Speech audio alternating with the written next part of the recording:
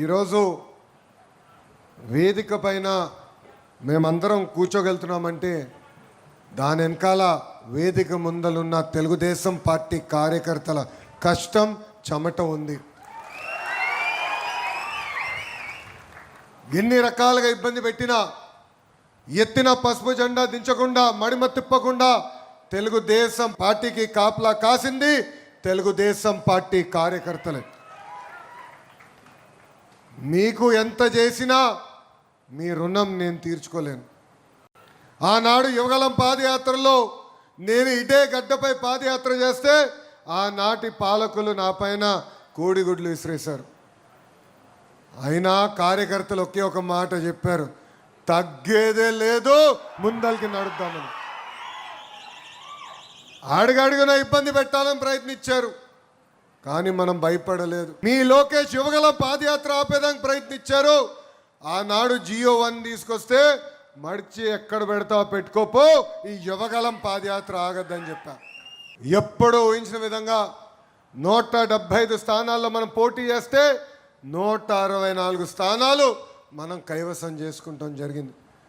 అంతేకాదు దేవుడి గడప కడప గడ్డ. కడప జిల్లా అనేది తెలుగుదేశం పార్టీ కంచుకోటలాగా ఉండేది. అలాంటిది సుమారుగా 2 ఎన్నికలు మనం ఇబ్బంది పడ్డాం.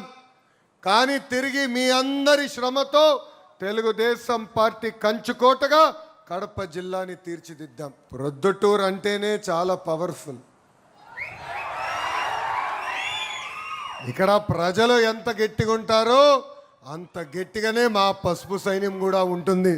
సీతారాములు నివసించిన పవిత్రమైన భూమి మన ప్రొద్దుటూరు.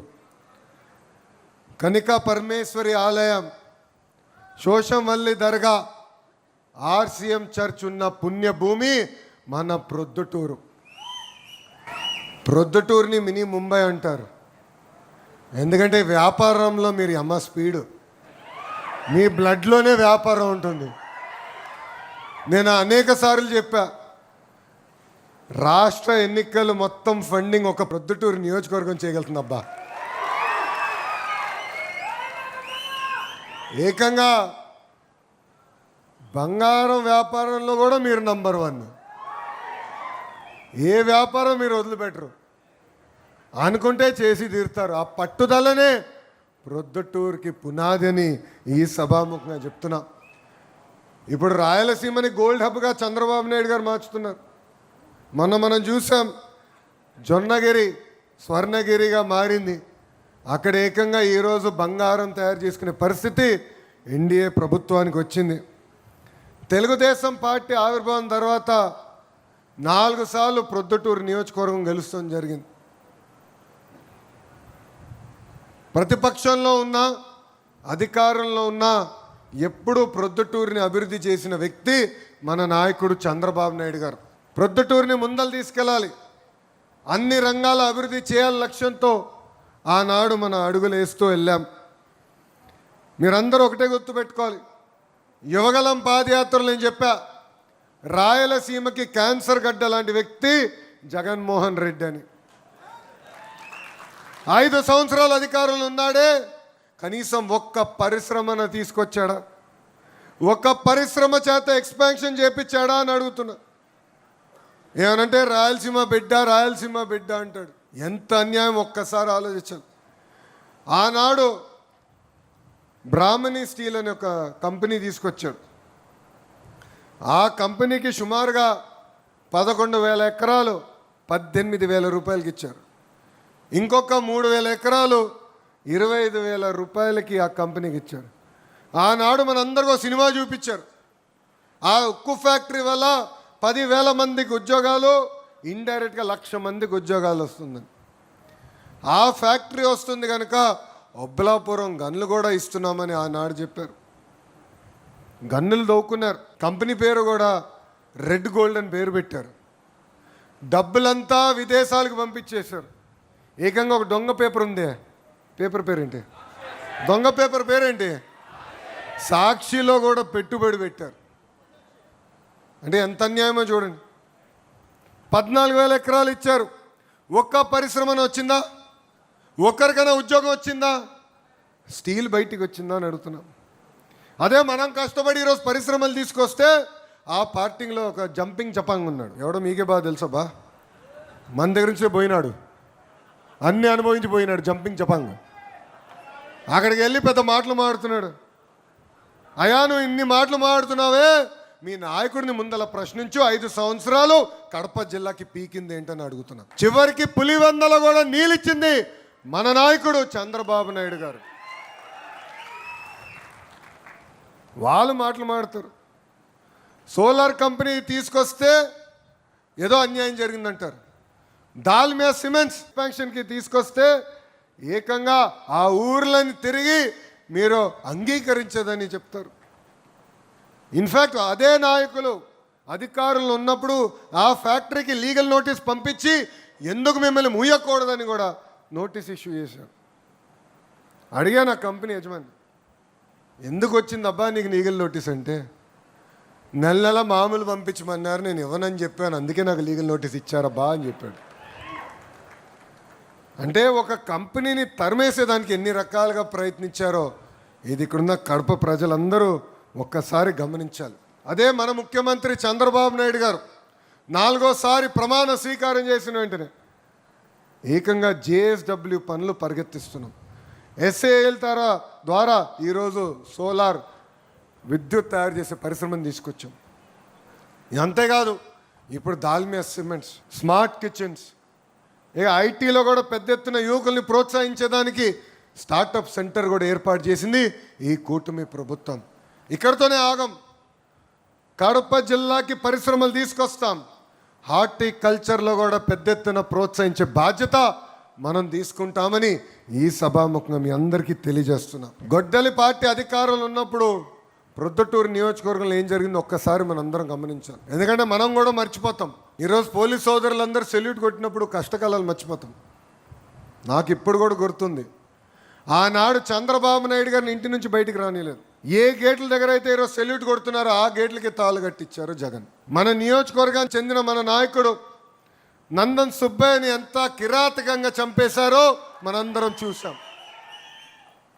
ఆ కుటుంబానికి అండగా నిలబడింది తెలుగుదేశం పార్టీ. ఆ పిల్లల్ని ఈరోజు కూడా చదివిస్తుంది మన తెలుగుదేశం పార్టీ.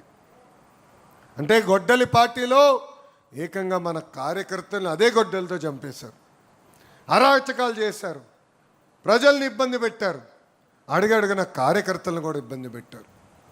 ఇది ఇక్కడున్నా మనందరం మర్చిపోకూడదు. కష్టకాలాలు ఎప్పుడు మర్చిపోకూడదు.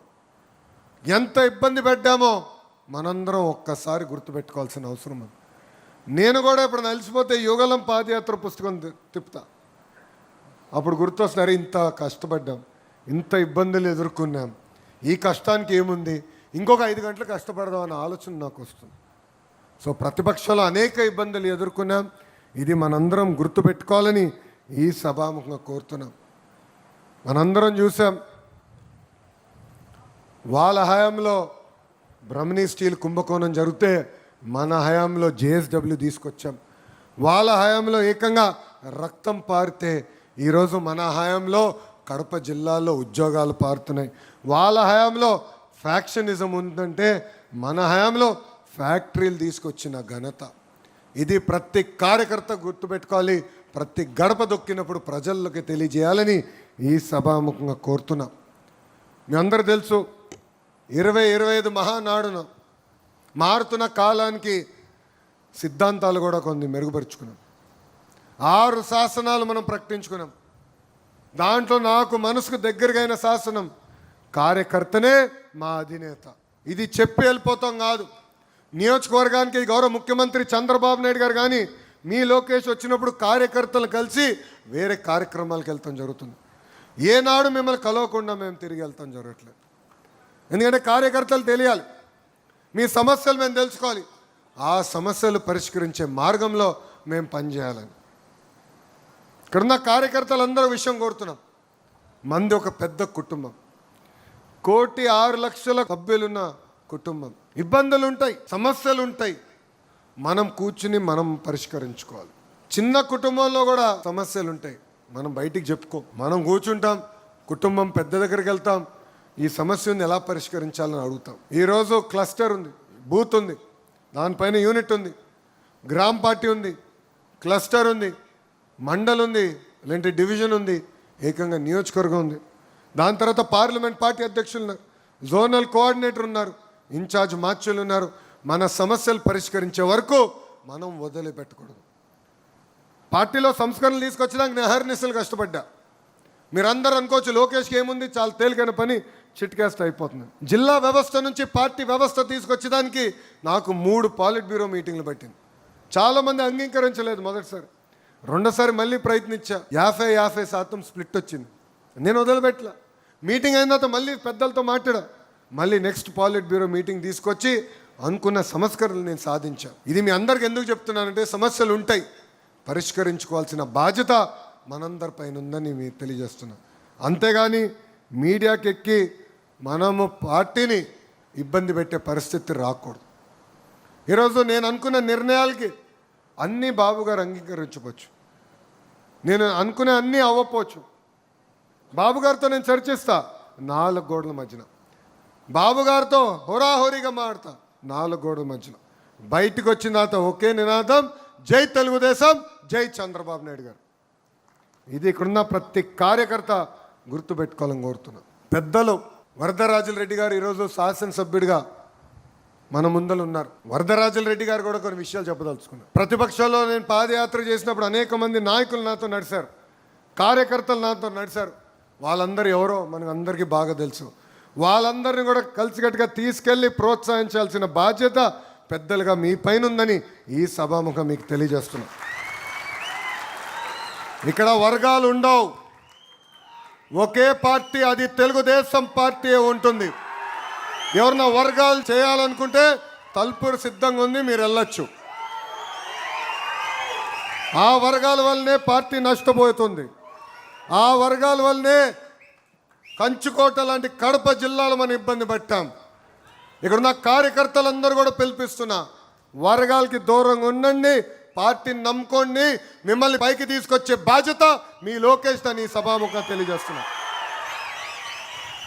మీ అందరు తెలుసు, మై టీడీపీ యాప్ కూడా తీసుకొచ్చాం. చాలామంది అడిగారు నన్ను, ఎందుకబ్బా ఈ యాప్, ఈ టెక్నాలజీని, కూర్చోండి, టెక్నాలజీ ఎందుకని అడిగారు. ఈరోజు గ్రామ స్థాయిలో ఎవరు పనిచేస్తున్నారు, బూత్ స్థాయిలో ఎవరు పనిచేస్తున్నారు తెలుసుకోవాలంటే ఏదో మార్గం ఉండాలి. సుమారుగా 4 లక్షల మంది నాయకులు ఉన్నారు తెలుగుదేశం పార్టీలో. 4 లక్షల నాయకుల్ని జల్లెడు పట్టాలంటే టెక్నాలజీ అవసరం. అందుకే మై టీడీపీ యాప్ డౌన్లోడ్ చేసుకోమంటున్నా. మీరు చేస్తున్న ప్రతి కార్యక్రమం పార్టీకి తెలియజేయాలంటే ఆ యాప్ని వినియోగించమని ఈ సభాముఖం మిమ్మల్ని కోరుతున్నా. ఇక్కడున్నా మిమ్మల్ని అందరిని అడగాలి, ఎంతమందికి మై టీడీపీ యాప్ ఉందో చేతులు పైకి ఎత్తండి. అందరూ ఇప్పుడు ఎత్తుతారు, ఫోటోలకు వస్తారో చెక్ చేస్తా, లేకపోతే నో ఫోటో. అంగీకరిస్తున్నారా? యాప్ ద్వారా తెలుస్తుంది ఎవరు పనిచేస్తున్నారు. పార్టీ కొన్ని కార్యక్రమాలకు పిలిపిస్తుంది, అది స్ట్రక్చర్డ్ ప్రోగ్రామ్, అది మేము చెప్తాం ఎట్లా చేయాలో.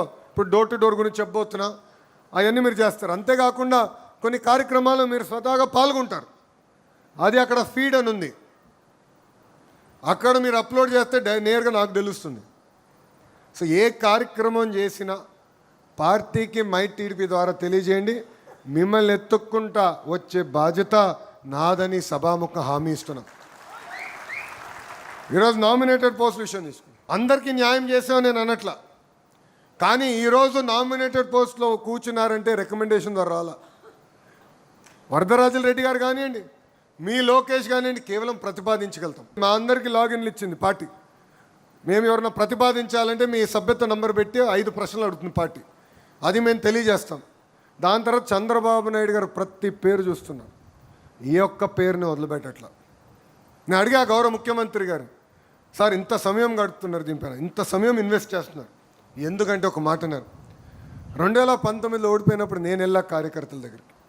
కార్యకర్తలు ఆనాడు పడిన ఇబ్బంది నేను తెలుసుకున్నా, అది జరగకుండా చూసుకోవాల్సిన బాధ్యత నా పైన ఉంది, అందుకే ఇంత సమయం ఇష్యూ పైన పెడుతున్నానని చెప్పిన వ్యక్తి మన గౌరవ ముఖ్యమంత్రి చంద్రబాబు నాయుడు గారు. నవంబర్కి మన నామినేట్ పోస్ట్ మొదటి విడత పూర్తవుతుంది, మళ్ళీ మిగతా సభ్యులకు అవకాశం వస్తుంది. సో ఒక పద్ధతి ప్రకారం పార్టీ నామినేటెడ్ పోస్టులన్నీ భర్తీ చేస్తుంది. ఎవరైతే ఫీల్డ్లో పనిచేశారో వాళ్ళని గౌరవించే బాధ్యత నాదని మళ్ళీ తెలియజేసుకుంటున్నాం. ఈరోజు మీరు అందరూ చూస్తున్నారు, 1వ తారీఖు నాడు పెన్షన్ ఇస్తున్నాం, 4,000 రూపాయలు. భారతదేశంలో ఏ రాష్ట్రం కూడా 4,000 రూపాయలు పెన్షన్ ఇవ్వట్లేదు, మనం ఇస్తున్నాం. తల్లికి వందనం. ఆనాటి పాలకులు ఏం చెప్పారు? ఎంతమంది పిల్లలుంటే అంతమంది పిల్లలకి ఇస్తా అన్నారు, జంప్ దాని తర్వాత. అలాంటిది మనం అధికారంలోకి వచ్చిన తర్వాత ఇంట్లో ఎంతమంది పిల్లలున్నా అంతమంది పిల్లలకి ఇస్తా అని చెప్పాం. మొదటి సంవత్సరం వేసాం. ఈ సంవత్సరం జూలై 24 కల్లా తల్లి అకౌంట్లో తల్లికి వందనం కూడా జమ చేయబోతున్నాం. 3 గ్యాస్ సిలిండర్ ప్రతి ఏడా ఇస్తున్నాం. స్త్రీ శక్తి కింద మహిళలు ఉచితంగా ప్రయాణించే హక్కు కల్పిస్తున్నాం. ఏకంగా మత్స్యకార సేవలో డబ్బులు వేస్తాం. ఆటో వాళ్ళ సేవలో డబ్బులు వేస్తున్నాం. మా చేనేత సోదరులైతే హ్యాండ్లూమ్ ఉంటే 200 యూనిట్ల కరెంటు, పవర్ లూమ్ ఉంటే 500 యూనిట్ల కరెంటు ఉచితంగా అందజేస్తున్నాం. ఇలా ఇచ్చిన హామీలని ఒక పద్ధతి ప్రకారం నిలబెట్టుకుని ముందరికి వెళ్తున్నాం. మీ అందరు చూశారు, ఆనాడు అన్న క్యాంటీన్లు అన్నీ మూసేస్తే ఆ అన్న క్యాంటీన్లు కూడా తిరిగి ప్రారంభించింది కూటమి ప్రభుత్వం. యువకులు పడుతున్న ఇబ్బందులు నాకు తెలుసు. పాదయాత్రలో వాళ్ళందరినీ కలిసా, మిమ్మల్ని కలిసా. వాళ్ళు ఒకటే చెప్పారు, అయా ప్రభుత్వం ప్రైవేట్ రంగంలో ఉద్యోగాలు కల్పించండి, మాకు చాలని చెప్పారు. అందుకే మన ప్రభుత్వ అధికారంలోకి వచ్చిన మొదటి సంవత్సరంలోనే మెగా డిఎస్సి ఏర్పాటు చేసి 16,000 పోస్టులు భర్తీ చేసుకోవడం జరిగింది. 250 కేసులు వేశారు ఆ డిఎస్సి పైన. స్టే ఆర్డర్ ఎక్కడ రాలేదు. 6,000 కానిస్టేబుల్ పోస్టులు భర్తీ చేశాం. ఇప్పుడు ఏకంగా జాబ్ క్యాలెండర్ కూడా విడుదల చేసి 10,000 పోస్టులు ఈ సంవత్సరంలో భర్తీ చేస్తాం. ప్రతి సంవత్సరం జాబ్ క్యాలెండర్ కూడా ఇచ్చే బాధ్యత మేము తీసుకుంటాం. ఈరోజు భారతదేశంలో 100 రూపాయలు పెట్టుబడులు వస్తే 25 రూపాయలు ఆంధ్ర రాష్ట్రం ఎత్తుక్కుంటూ వస్తుంది. పరిశ్రమలు తీసుకొస్తున్నాం, గ్రౌండింగ్ అవుతున్నాయి. పెద్ద ఎత్తున ప్రైవేట్ రంగంలో కూడా నిరుద్యోగ యువకులకి ఉద్యోగాలు కల్పించే బాధ్యత కూడా మేము తీసుకుంటాం. ఇది ప్రజల్లోకి తీసుకెళ్లాల్సిన అవసరం ఉంది. ప్రజల్లో చైతన్యం తీసుకురావాల్సిన అవసరం చాలా చాలా ఉంది. ఈరోజు మనం చూస్తున్నాం, రూపాయి సంపాదిస్తే ప్రభుత్వాలు రూపాయి 40 పైసలు ఖర్చు అవుతుంది. అంటే ప్రభుత్వ ఉద్యోగస్తుల జీతాలు కానివ్వండి, పెన్షన్లు కానివ్వండి, మన ఇస్తున్న సంక్షేమ అభివృద్ధి కార్యక్రమాలు కానివ్వండి, సుమారుగా రూపాయి 40 పైసలు ఖర్చు అవుతున్నాయి. మనం అభివృద్ధి కార్యక్రమాలు అంటే రోడ్లు వేయాలన్నా, బ్రిడ్జిలు వేయాలన్నా కేంద్ర ప్రభుత్వం సహకారంతో మనం చేయగలుగుతున్నాం. శాస్కి స్కీమ్ అని ఇలాంటి అనేక స్కీములతో అనుసంధానమై కానీ మనం చేయలేకపోతున్నాం. గత పాలకులు అప్పులు చేస్తూ బటన్ నొక్కినారు. ఆ అప్పులంతా ఈరోజు వచ్చి మన భారంగా మారింది. ఒక పక్కన వడ్డీ కట్టాలా, అసలు తీర్చాలా, మనం ఇచ్చిన హామీలు నిలబెట్టుకోవాలా, మళ్ళీ అభివృద్ధి కార్యక్రమాలు కూడా చేయాలి.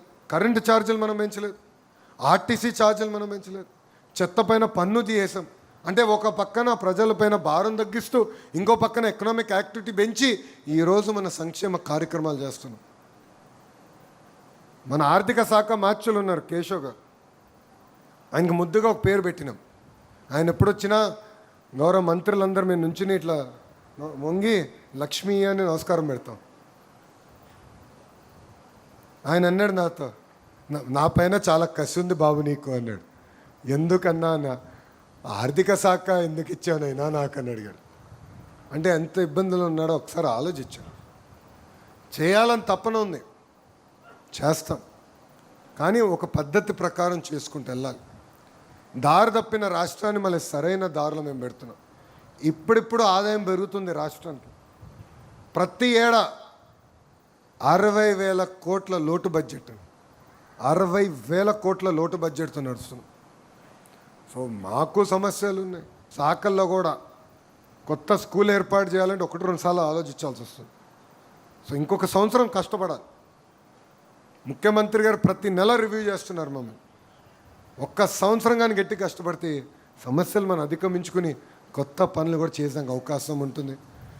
సో ఇక్కడ చాలామంది ఏమనుకుంటున్నారంటే, ఏముందిలే అబ్బా, ఇంకా 10 పనులు చేయి, ఆ స్కూల్ నీకేముంది, నువ్వు మంత్రివి, చిట్కేస్తే అయిపోవాలి కదా, అంత తేలికుంటే నేనే చేస్తా కదా స్వామి. సమస్యలు ఉన్నాయి. ఒక తల్లికి వందనం కింద 10,000 కోట్లు ఖర్చు చేస్తున్నాం, పెన్షన్ కింద 30,000 కోట్లు ఖర్చు పెడుతున్నాం. ఇట్లా ఒక్కొక్క సంక్షేమ కార్యక్రమం తీసుకుంటే 10,000 కోట్లు అవుతుంది. 1,000 కోట్లు కూడా కాదు, 10,000 కోట్లు ఖర్చు అవుతుంది. ఏ రాష్ట్రం చేయని విధంగా మన రాష్ట్రంలో సంక్షేమం జరుగుతుంది.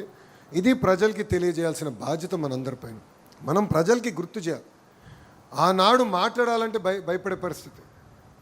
ఆనాడు సోషల్ మీడియాలో పోస్ట్ పెట్టాలన్నా భయపడే పరిస్థితి, ఆనాడు ఇంటి నుంచి బయటికి వెళ్ళాలంటే భయపడే పరిస్థితి, మహిళలపైన గతంలో ఎలాంటి దాడులు జరిగినాయో మనందరం చూసాం. సో ప్రజలకి ఇది తెలియజేయాల్సిన బాధ్యత మనందరిపైన ఉంది. సంక్షేమ అభివృద్ధి రెండు జోడెద్దుల బండి, ఆ రెండు ముందలు తీసుకెళ్తాం. కానీ లా అండ్ ఆర్డర్ని ఎంత మెరుగుపరిచామో ప్రజలకి తెలియజేయాలని ఈ సభాముఖం మిమ్మల్ని అందరూ కోరుతున్నా. ఎస్ఐఆర్ ప్రక్రియ ఇప్పటికీ చాలా వరకు పూర్తయింది, మిగిలిన ఉందంటే జాగ్రత్తగా చూసుకోండి. దాని తర్వాత డోర్ టు డోర్ కార్యక్రమం స్టార్ట్ అవుతుంది. డోర్ టు డోర్ కార్యక్రమాలు అందరూ భాగస్వామ్యం అవ్వాలి, ఒక బాధ్యతగా తీసుకోవాలి, కసితో పనిచేయాలి. అప్పుడే మనం ఆశించింది మనం సాధించగలుగుతాం. ప్రభుత్వ కొనసాగింపు అనేది చాలా చాలా అవసరం. మీరు గుజరాత్ చూడండి, ఒరిస్సా చూడండి, ఒకే పార్టీ వరుసగా వచ్చేగల ఏ స్థాయికి అభివృద్ధి చెందారు. మనం చూసాం 2019 నుంచి 24 వరకు ఒక సైకో ముఖ్యమంత్రి దారి తప్పింది రాష్ట్రాన్ని. ఎంత ఇబ్బందులు పడ్డాం, రాష్ట్రం ఎంత ఇబ్బంది పడింది. కరెంటు ఛార్జీలు 6 సార్లు పెంచారు, ప్రజల్ని అన్ని రకాలుగా పీడించారు, చెత్త పైన పన్నేశారు. ఇది ప్రజలకు చెప్పాలి. సో ప్రభుత్వం కొనసాగింపు అనేది చాలా చాలా అవసరం. ఇక్కడ కార్యకర్తలు అందరం భాగస్వామ్యం అవ్వాలి. ఎందుకంటే మన పార్టీలో ఒక జబ్బు ఉందండి, అలక. ఒక కార్యకర్త ఆవేదనతో ఒక పోస్ట్ పెడతాడు, ఆ సమస్యని పరిష్కరించాల్సిన బాధ్యత మనందరిపైన ఉంది.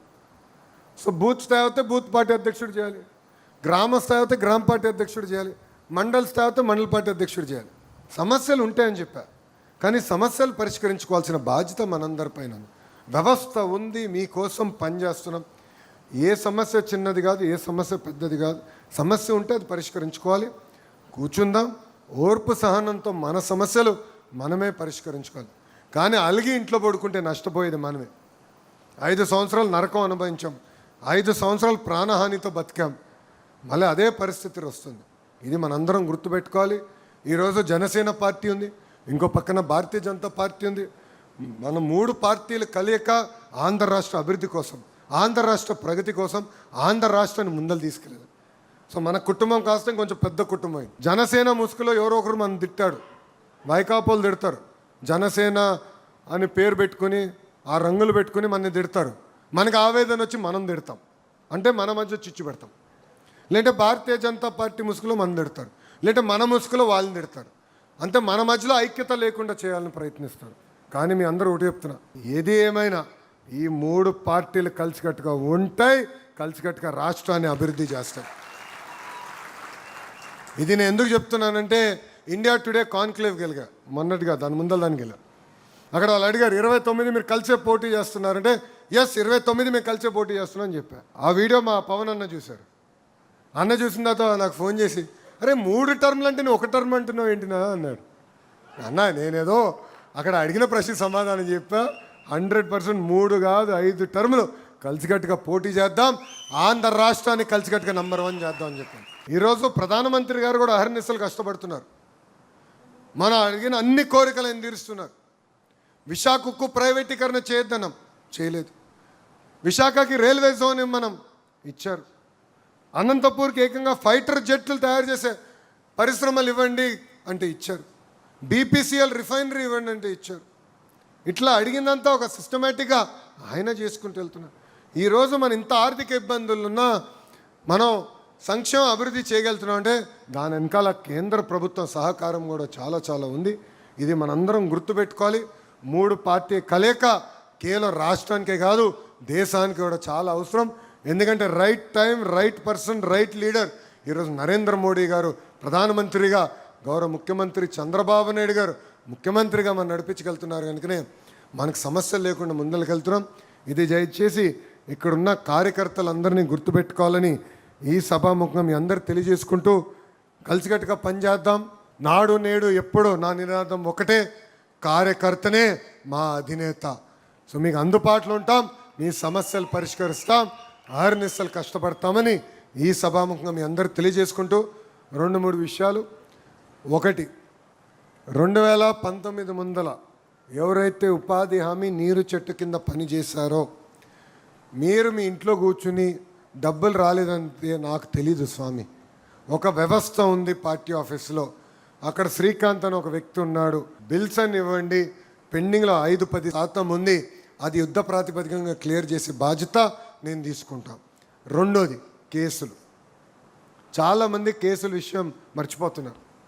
అధికారంలోకి వచ్చా కనుక ఎవరో సెల్యూట్ కొడుతున్నారులే ఏమవుతుంది అనుకుంటే మళ్ళీ ఇబ్బంది పడతాం. కరెక్ట్గా ఎలక్షన్ టైంకి వచ్చేగాల ఎలక్షన్ కమిషన్ వాళ్ళు కేసులు తీస్తారు. ఆ కేసులని దొంగ కేసులు, చేయని నేరాలపైన మన పైన కేసులు పెట్టారు. నా పైన కూడా పెట్టారు స్వామి 23 కేసులు. 23 కేసులు కానీ ఉన్నాయా? ఎక్కువ ఉన్నాయా? ఇక్కడ ఎవరికైనా ఎన్ని ఉన్నాయబ్బా? ఎన్ని? 23 ఉన్నాయి. 24 అంటే 24 ఉన్నాయంటావు.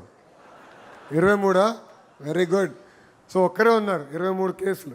ఎస్సీ ఎస్టీ కేసు పెట్టారు.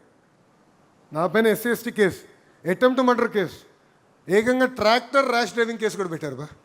ట్రాక్టర్ని ర్యాష్ డ్రైవింగ్ చేయొచ్చని నాకు తెలియదు, ఆ కేసు కూడా పెట్టారు. అంటే ఎన్ని రకాల ఇబ్బంది పెట్టాలో పెట్టారు. పార్టీలో ఒక వ్యవస్థను పెట్టాం. పార్టీ ఆఫీస్కి రాండి, అక్కడ వ్యవస్థ ఉంది, మీకోసం పనిచేస్తుంది. ఎందుకంటే ఇప్పటివరకు మా దగ్గర ఉన్న సమాచారం మేరకు సుమారుగా 3000 ఎఫ్ఐఆర్లు ఉన్నాయి. దాంట్లో 30,000 మంది పేర్లు, యూనిక్ పీపుల్ పేర్లు, 30,000 మంది కార్యకర్తల పేరుంది. 80% ఇప్పటికీ క్లియర్ అయింది, 20% పెండింగ్ ఉంది. దయచేసి నిర్లక్ష్యంగా వివరించదు కేసుల విషయం అని నేను ఈ సభాముఖం మిమ్మల్ని అందరినీ కోరుకుంటూ, అహర్నిశలు కష్టపడదాం, ప్రతి గడప దొక్కుదాం, ప్రతి బూత్ గెలిస్తే నియోజకవర్గం గెలుస్తాం. నేను 91,000 మెజార్టీతో మంగళగిరి గెలిచిన, కానీ 20 బూతుల్లో ఇప్పటికీ నాకు మైనస్ ఉంది.